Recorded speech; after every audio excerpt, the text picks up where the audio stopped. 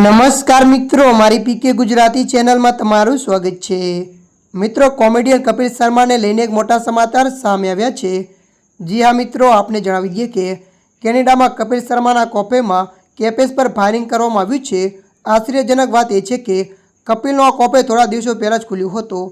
મળતી માહિતી અનુસાર આપને જણાવી દઈએ કે આ ઘટનાનો એક વિડીયો સોશિયલ મીડિયા પર શેર કરવામાં આવી રહ્યો છે। વિડીયોમાં એક વ્યક્તિ રાત્રે કોફીની બારી ઉપર ફાયરિંગ કરતો જોવા મળી રહ્યો છે। તે વ્યક્તિ કારમાં છે અને આ વિડીયો પણ ત્યાંથી જ બનાવવામાં આવ્યો છે।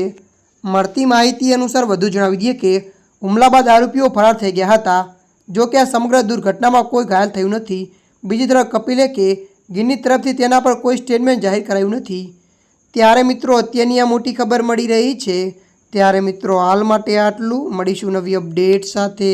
જો તમને અમારો વિડીયો પસંદ આવે, લાઇક, શેર અને સબસ્ક્રાઈબ કરી નાખજો। ધન્યવાદ।